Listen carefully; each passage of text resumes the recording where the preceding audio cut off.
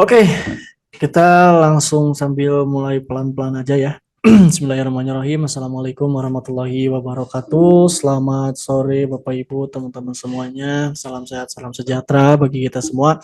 Semoga senantiasa kita diberikan kesehatan dan kelancaran selalu. Amin ya Allah ya Rabbal Alamin. Tentunya kita berjumpa lagi di webinar member on Zoom. Kita akan bahas beberapa materi yang mungkin masih basic ya, karena sesuai dengan requestan teman-teman di member di WhatsApp kemarin, itu kan kita bikin polling di grup WhatsApp dan hasil pemenangnya untuk teman-teman member lebih memilih apa diulang lagi gitu kan. Jadi kita belajarnya dari materi-materi dasar lagi gitu. Ya, jadi mungkin buat Bapak Ibu atau teman-teman yang awam ya bisa sambil pelajarin, dan mungkin buat Bapak Ibu dan teman-teman yang udah paham ya, udah cukup lumayan mahir bisa dibilang, kita eh, nggak salah untuk kembali mengulang kembali ya materi-materi yang sudah dipelajarin gitu. Dan tentunya mungkin nggak, untuk hari ini kita nggak akan ke fokus ke market ya.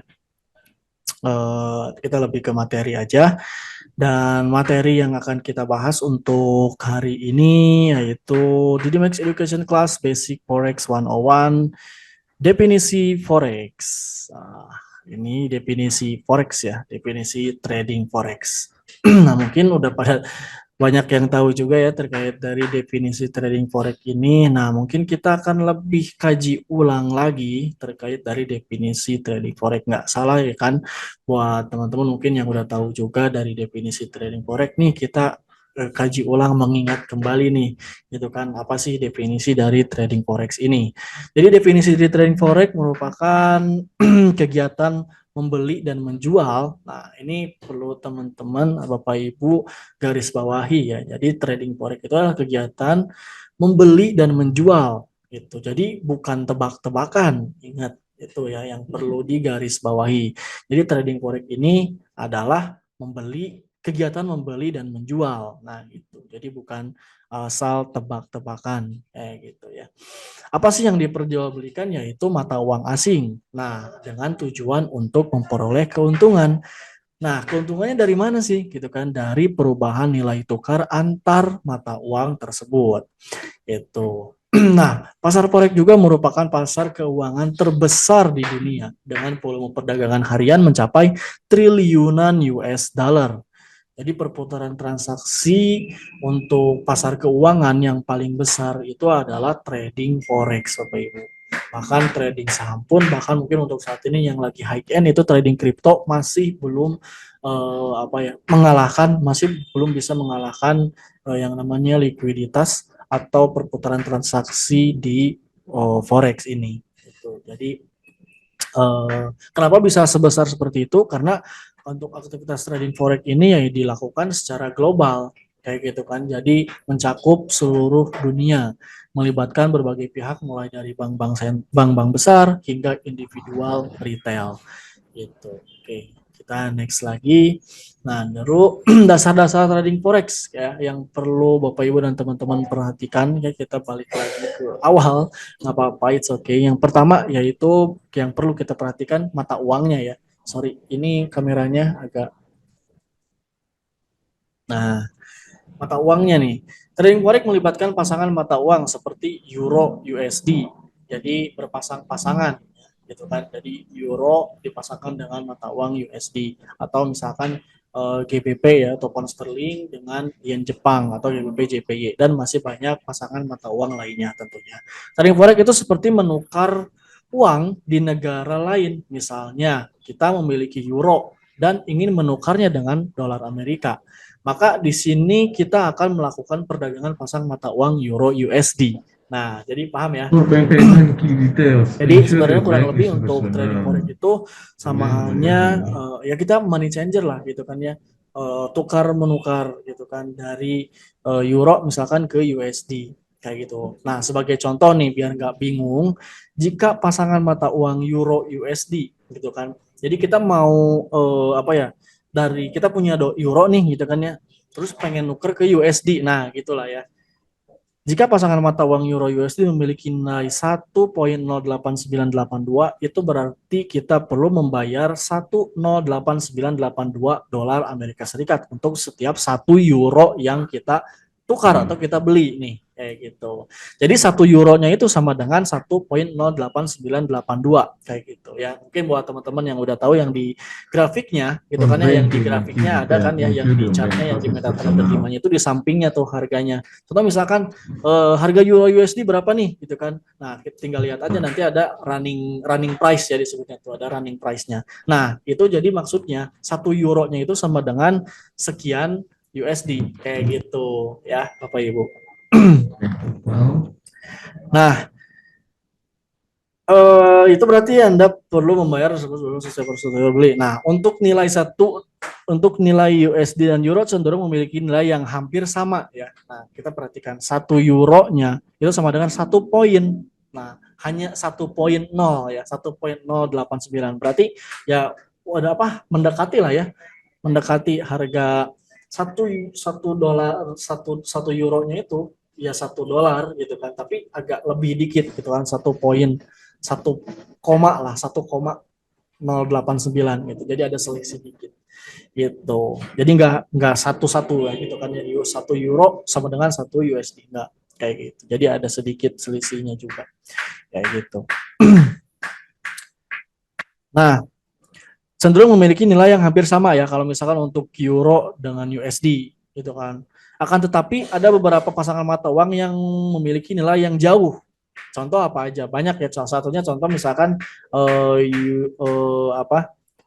USD ke rupiah lah misalkan, itu kan lumayan jauh kayak gitu. Satu satu USD-nya gitu kan bisa sama dengan 15 dolar, 15 dolar, 15 rupiah kayak gitu. Nah, itu kan jauh ya angkanya. Tapi kalau misalkan 1 euro sama dengan 1 euro sama dengan 1, sekian sekian USD kayak gitu. Nah, itu hampir mendekati kayak gitu. Nah, contoh lain misalkan seperti USD JPY kayak gitu kan ya, USD JPY yang misalkan menunjukkan harga atau level di 149.215.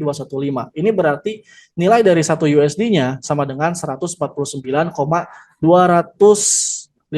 yen gitu ya Bapak Ibu. Jadi agak agak jauh lah ya kalau misalkan mata uang USD itu kan, atau dengan negara-negara Eropa lainnya juga gitu kan, atau euro dan pound sterling juga disandingkan dengan mata uang Asia, salah satunya misalkan yang Jepang, itu agak lumayan jauh kayak gitu untuk dari segi angkanya.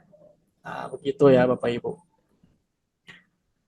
Nah, selain kita harus perhatikan dari mata uangnya, perlu kita ketahui juga ya, yaitu pelaku pasarnya, Bapak Ibu. Siapa aja sih pelaku pasar di trading forex? Ya, pelaku pasar dalam trading forex meliputi bank-bank, institusi keuangan, perusahaan multinasional, spekulan mata uang, dan individu. Setiap pelaku pasar memiliki peran dan kepentingan yang berbeda dalam menentukan harga mata uang tersebut.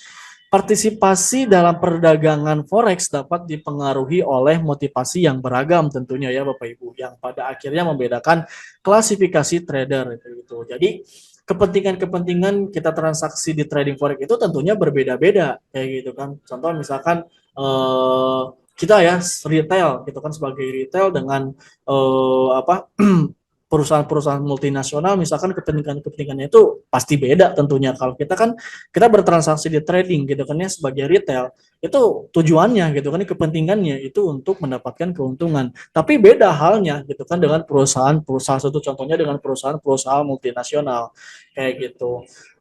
Apa yaitu contoh misalkannya apa perusahaan-perusahaan multinasional tersebut itu kepentingan untuk bertransaksi di trading forex-nya itu untuk kepentingan ekspor impornya misalkan. Nah, seperti itu Bapak Ibu. Jadi berbeda-beda ya terkait dari motivasi atau apa kepentingan-kepentingan pelaku pasar untuk bertransaksi di trading forex tentunya. Ada lagi kan misalkan yang hanya lindung nilai misalkan. Nah, seperti itu juga kan beda-beda kayak gitu. Nah, Ini ya yang perlu diperhatikan dan yang perlu diketahui, yaitu pelaku pasar dari trading forex ini adalah yang pertama misalkan bisa pemerintahan, lalu ada bank-bank besar, lalu ada spekulan, trader, broker, dan perusahaan multinasional lainnya. Gitu.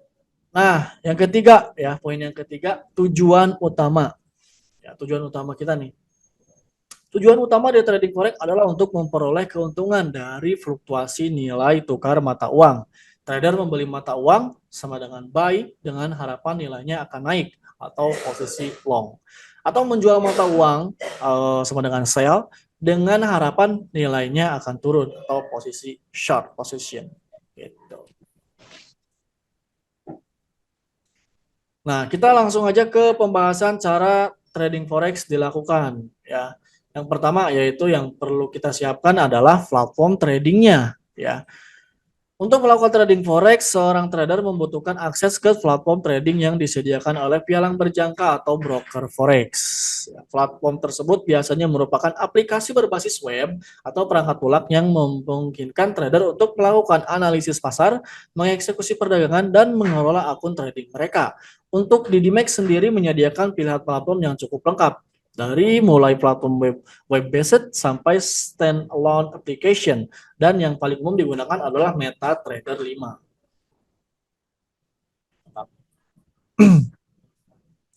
Itu ya. Jadi yang perlu kita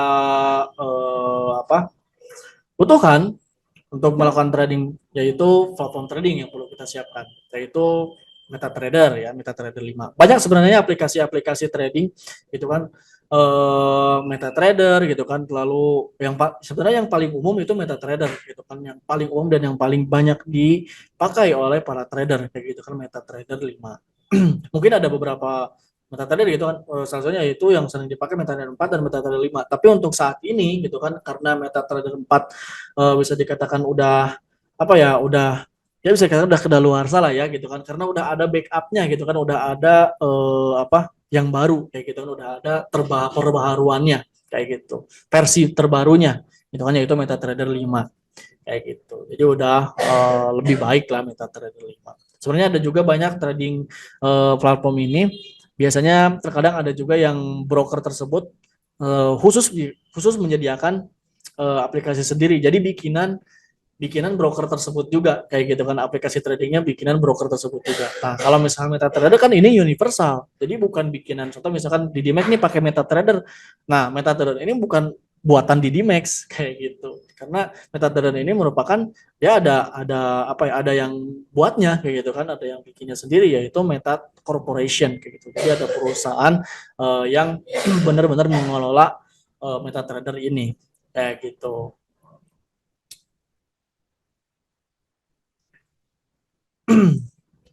Boleh Bapak Ibu, kalau misalkan ada yang masih bingung, ada yang mau ditanyakan, silakan langsung ke tanyakan aja.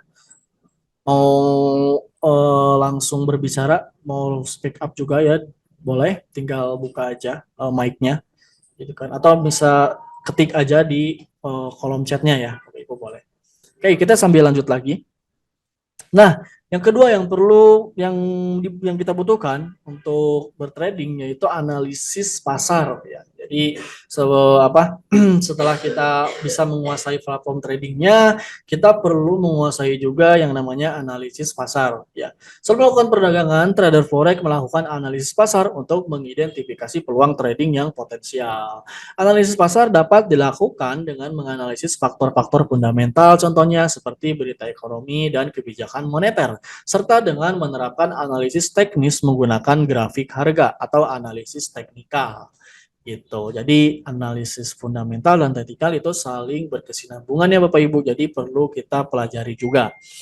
Gitu. Nah, selain analisis, tentu yang paling penting ya yang perlu kita kuasain adalah manajemen resiko. Gitu. Jadi selain tadi kita menguasai platform tradingnya, lalu analisa, dan yang ketiga yaitu manajemen resiko. Ini sangat penting juga ya Bapak Ibu. Manajemen risiko merupakan bagian penting dari trading forex. Hal ini meliputi penggunaan stop loss untuk melindungi posisi dari kerugian yang tidak terduga. Jadi stop loss ini mungkin Bapak Ibu yang belum tahu adalah apa istilahnya itu ya, batasan kerugian lah ya untuk secara garis besarnya itu. Jadi kita bisa batasin ketika harga gitu kan atau tradingan kita tidak sesuai dengan apa yang kita harapkan tentunya. Jadi modal kita itu aman, nggak sampai ludes gitu kan dalam satu transaksi aja kayak gitu. Nah, ini penting juga ya, stop loss serta penggunaan ukuran posisi yang sesuai dengan toleransi risiko dan modal trading yang tersedia. Nah, lalu yang keempat selain manajemen resiko yaitu eksekusi perdagangan. Setelah melakukan analisis pasar dan merencanakan strategi trading, forex mengeksekusi perdagangan mereka melalui platform trading ya. Jadi tadi ya tahapan-tahapannya itu yaitu platform trading itu kan terus analisa terus apa manajemen resiko kita ukur manajemen resikonya lalu kita tinggal eksekusi nih kayak gitu kan ya mengeksekusi perdagangan mereka melalui platform trading tadi ya MetaTrader kalau di Max perdagangan dapat dilakukan dalam hitungan detik dengan menggunakan mengklik ya tombol beli atau buy atau jual atau sell yang tersedia tentunya gitu. Jadi kita udah analisa nih udah buka MetaTrader kayak gitu kan ya udah analisa terus oh udah ukur nih manajemen resikonya kita tinggal klik buy atau sell-nya gitu. Nah, itu mungkin untuk cara melakukan trading ya. Ada tahapan-tahapannya tentunya. 4 tahapan yang cukup penting. Nah, kita akan lanjut ke poin resiko dalam trading nih.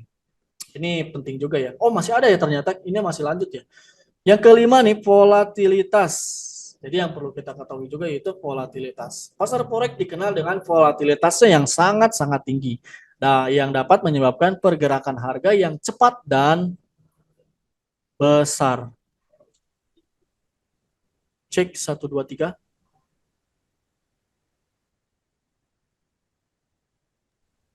Cek, cek, cek 1, 2, 3. Hah? Ini, ini. Oke, oke, satu, dua, tiga. Cek, cek, cek 1, 2, 3. Apakah suaranya udah oke? Oh, Oke, jangan-jangan oke. dari tadi aku ngejelasin nggak ada suaranya ya? Ada, Cek clear. 1, 2, 3 Loud and cek. clear.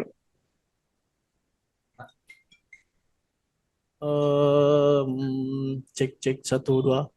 Udah aman? Aman? Clear, clear, clear. Loud and clear. Cek cek. Your default speaker has changed to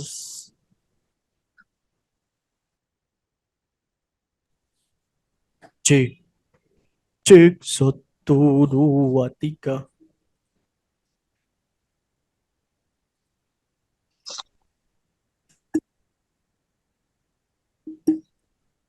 Sudah oke ya?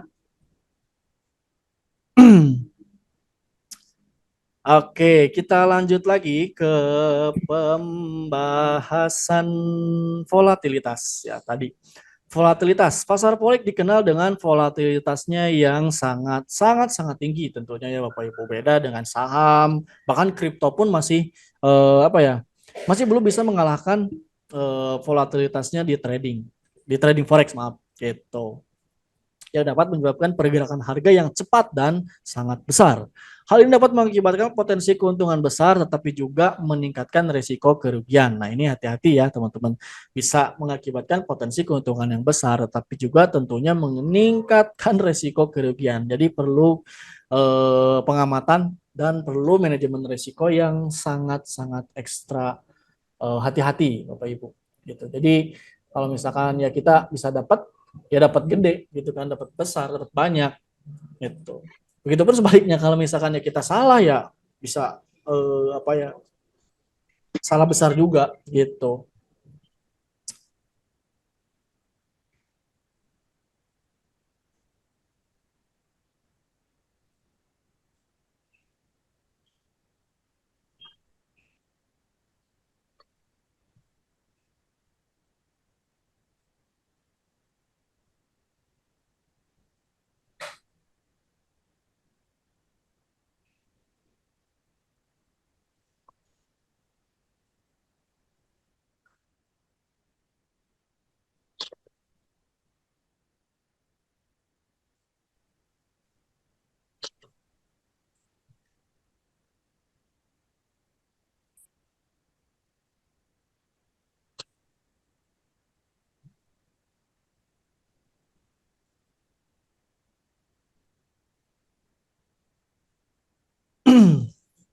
Nah, gitu ya. Jadi ini bisa menjadi untuk volatilitas tersendiri itu bisa menjadi nilai plus atau malah bisa sebaliknya kayak gitu. Jadi tentunya kita perlu berhati-hati.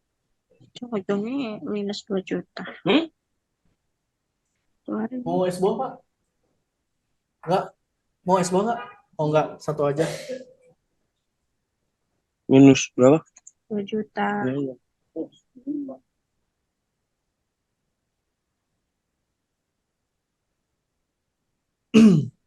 Maaf, ini persiapan untuk buka ya. Jadi buat Bapak Ibu dan teman-teman juga siapkan nih buat Bapak Ibu dan teman-teman yang sedang melaksanakan aktivitas ibadah puasanya, mungkin udah mau menjelang buka puasa, jadi sudah harus prepare untuk buka puasanya.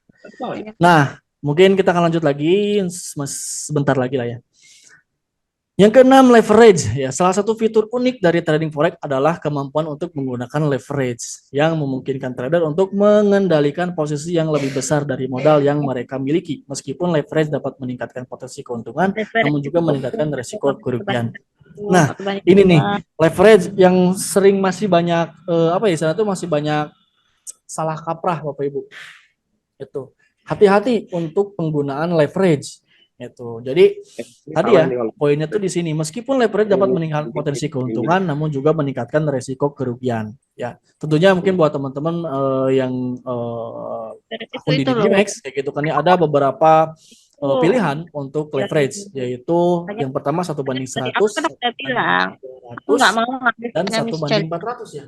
Itu untung ataupun leveraging. Kalau mamanya udah tipe, ya itu mungkin nggak rezeki. Kalau mamanya apa kan harga tinggi. Ada 3 pilihan kayak gitu. Nah, yang biasanya untuk standarnya itu sebenarnya di 1:100 aja Bapak Ibu kayak gitu. Itu lebih ke standar lah.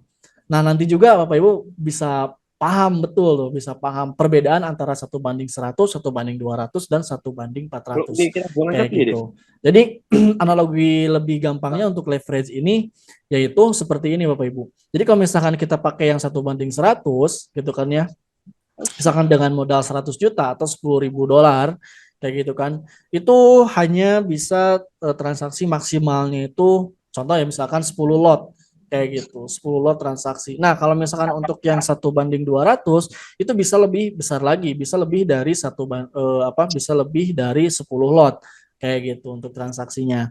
Apalagi misalkan yang pakai 1:400, kita bisa lebih bertransaksi lebih banyak lagi untuk penggunaan lotnya. Kayak gitu ya, untuk gampangnya kita paham untuk leverage kayak gitu.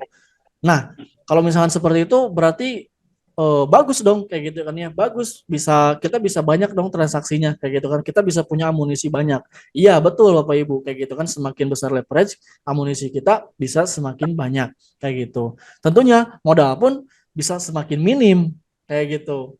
Modal pun bisa minim kayak gitu ya.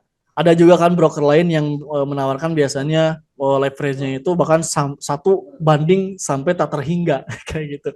Wah, itu udah ngaco lah sih sebenarnya kayak gitu kan. Harusnya bisanya gitu kan ya, suatu broker gitu kan, sebuah perusahaan yang menyediakan 1 banding tak terhingga. Berarti itu kita nggak perlu pakai modal pun bisa trading kayak gitu kalau misalkan seperti itu. Adalah kayak gitu, saya nggak akan nyebut untuk brokernya apa kayak gitu kan. Tapi tentunya bijaklah ya untuk memilih leverage kayak gitu. Sebenarnya sih 1:100 ya, tadi kan saya bilang 1:100 itu standarnya kayak gitu kan. 1:200 mungkin aman lah, masih aman, terbilang aman dan mendekati standarnya. Nah, untuk 1:400 sebenarnya direkomendasikan nggak? Direkomendasikan, silakan gitu kan ya, boleh 1:400 sebenarnya masih cukup ideal kayak gitu kan. Yang jangan itu 1:100, 1:1000 kayak gitu kan, adalah gitu kan, 1:1000, 1:4000 itu terlalu besar Bapak Ibu kayak gitu. Resikonya apa? Resikonya gini gitu kan, semakin banyak transaksi nih, semakin banyak transaksi, otomatis nanti kita bisa kebawa emosi yang namanya over trade kayak gitu. Nah, Kalau Kalau misalkan itu leverage-nya itu digedein gitu aku ya, mau ambilnya nol nanti kecil-kecil aja. apa ya, perbandingan antara apa ya, Yang penting jangan lewat dari satu. ada sistem yang namanya ini kan ya, AL, auto liquid kayak gitu kan. Nah, auto liquid kalau misalkan kita pakai leverage yang besar itu malah bisa bisa sampai nol kayak gitu kan, kalau misalkan kena amit-amit ya, amit-amitnya auto liquid kayak gitu kan, balance kita bisa sampai nol kayak gitu. Nah, kalau misalkan apa leverage-nya kita 1:100 kayak gitu kan. Nah, kita amit-amit ya, jangan sampai kejadian kena auto liquid kayak gitu kan. Nah, kena auto liquidnya itu nggak akan sampai nol kayak gitu. Jadi ada pengeremnya nih, ada pengerem, ada sisa nih gitu kan. Kayak gitu. Meskipun kita kena auto liquid, kalau misalkan menggunakan leverage yang ya standar lah 1:100. Gitu. Tapi kalau misalkan udah 1:400 dan lebih gitu kan, lebih dari 1:400, itu sekalinya auto liquid kayak gitu kan, wah bisa menghabisi modal yang ada kayak gitu. Tapi jangan sampai lah ya. Tentunya kita harus menggunakan yang namanya stop loss. Ingat itu. Nah, itu mungkin singkatnya ya untuk apa pemahaman tentang leverage. Mungkin Bapak Ibu yang masih bingung gitu kan buat leverage dan yang lain jalinya, poin-poin yang tadi gitu kan. Nanti tinggal tanyain aja di grup ya, di grup member kayak gitu kan, yang di Dynamic Education Center ya, yang grup di Dynamic Education Center. Jadi kan ada dua ya, ada di Dynamic Education Berapa Center, tahun sih ada grup di Dynamic dibanding Trading Room kayak gitu. pasti Nah, apa? sebenarnya sih harusnya yang di Dynamic Trading Room ya. Aku tadi takut kalau berbalik aja lu. Di Dynamic. Nah, kalau yang ini di Dynamic Education Center. Jadi buat Dari awal kan Bang Riki gitu. Jadi untuk pembahasan pembelajaran itu yang di grup di Dynamic Education Center gitu kan ya. Yang materi-materi ini nih gitu kan yang dibagikan, Bapak Ibu bisa tanyakan kayak gitu di grup di Dynamic Education Center. Nah, kalau misalkan untuk yang di Dynamic Trading Room itu buat diskusi gitu kan, diskusi buat analisa dan analisa market, tanya-tanya market gitu kan, tanya-tanya peluang dan lain sebagainya, Bapak Ibu bisa tanyakan di sana. Gitu. Oh, ada yang ini ya. Aku unmute dulu semuanya ya. Maaf. Nah, gitu ya. Jadi sekali lagi untuk kedepannya nanti kita akan rutinkan ya untuk apa bahas-bahas materi. Jadi nggak hanya kita apa market aja kayak gitu kan ya. Jadi nggak ada pembahasan materi. Nah, untuk saat ini, untuk nanti kedepannya kita akan apa intensifkan lagi, lebih kita aktifkan lagi untuk pembahasan materi kayak gitu. Jadi ada materinya, nanti juga ada apa pembahasan terkait dari outlook dan marketnya kayak gitu ya. Saya lagi buat Bapak Ibu yang mau bertanya ya silakan, mungkin buat sekarang mungkin karena waktunya udah mau menjelang maghrib juga ya, untuk udah mau buka puasa kayak itu kan, nanti akan di apa nanti dilanjut mungkin di grup yang di Dmax Education Center. Ingat jangan sampai ketukar. Saya lagi untuk yang grup di Dmax Education Center itu untuk pembahasan materi ya, pembahasan materi yang sekarang lagi dibahas nih gitu kan ya di sana gitu kan. Untuk untuk tanya jawabnya silakan bisa di grup WhatsApp kayak gitu. Nah, untuk yang di Dmax Trading Room itu buat diskusi-diskusi seputar analisa, seputar news, seputar teknikal dan lain sebagainya kayak gitu ya Bapak Ibu. Jadi jangan sampai ketukar untuk grup membernya, untuk grup tradingnya. Nah, untuk yang grup signal tentunya itu udah jelas ya, itu untuk sinyal tradingnya aja khusus gitu. Ini udah mau beres ya, sedikit lagi ternyata. Oh, sedikit lagi nih. Yang terakhir mungkin tadi belum dibahas, yaitu ada yang ketujuh ya, faktor eksternal. Perubahan dalam kondisi ekonomi global, kebijakan moneter, dan peristiwa politik dapat secara signifikan mempengaruhi nilai tukar mata uang. Trader forex perlu waspada terhadap faktor-faktor eksternal ini dan memperhitungkannya dalam strategi trading mereka. Nah, ini mungkin untuk faktor eksternal lebih cenderung kayak analisis fundamentalnya ya, yaitu perubahan dalam kondisi ekonomi geopolitik global, kebijakan moneter, dan peristiwa politik lainnya kayak gitu kan. Itu dapat mempengaruhi pergerakan nilai tukar mata uang tentunya. Kayak gitu.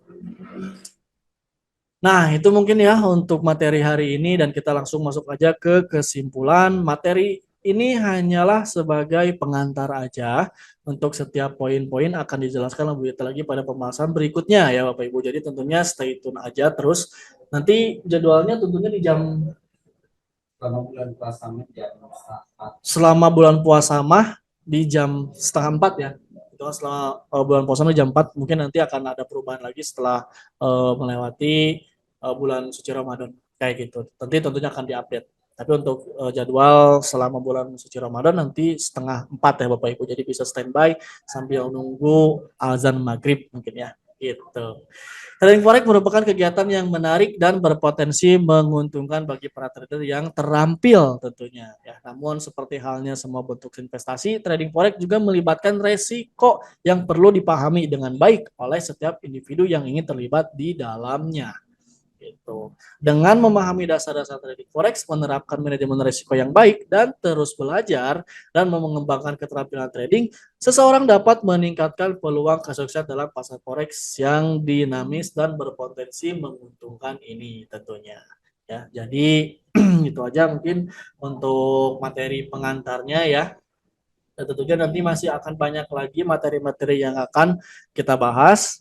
Tentunya untuk hari ini kita cukupkan sekian. Next mungkin untuk pembahasannya yaitu sejarah dan perkembangan pasar forex. Nah, ini sangat menarik juga ya. Kita jas merah. Jangan melupakan sejarah. Nah, ini sejarah juga, sejarah trading juga perlu Bapak Ibu perhatikan. Mungkin ya agak kayak nggak penting gitu kan ya, tapi tentunya semakin kita tahu nih gitu kan ya tentang dunia trading, wah nanti bisa lebih mengerti lagi untuk nanti ke depannya. Jadi untuk saat ini kan kita udah ada juga gitu kan silabusnya. Jadi pembelajaran itu bertahap gitu kan dari A sampai Z gitu kan. Jadi nggak loncat-loncat lah kayak gitu. Dari A misalkan ke D kayak gitu kan. Langsung ke R kayak gitu kan enggak ya, tapi dari A sampai Z tersusun sistematis dan masif. Kayak gitu. Sekali lagi mungkin itu aja ya Bapak Ibu untuk materi hari ini. Terima kasih banyak dan mungkin mohon maaf nggak bahas market ya. Jadi untuk saat ini fokus untuk webinar ini ya, tentunya khusus untuk bahas materi kayak gitu. Jadi mungkin untuk bahas market nanti kita akan lanjut up to date-nya di grup WhatsApp seperti biasa ya tentunya. Terima kasih banyak buat Bapak Ibu dan teman-teman semuanya. Tentunya semoga bermanfaat ilmu-ilmunya. Dan tentunya mohon maaf apabila ada kesalahan dan kekurangan. Nah, kita akan lanjut mungkin nanti di webinar berikutnya. Sampai jumpa di webinar berikutnya. Saya Widya Samuel kami undur diri. Wassalamualaikum warahmatullahi wabarakatuh. Salam sehat, salam sukses, dan salam profit konsisten selalu. Bye-bye.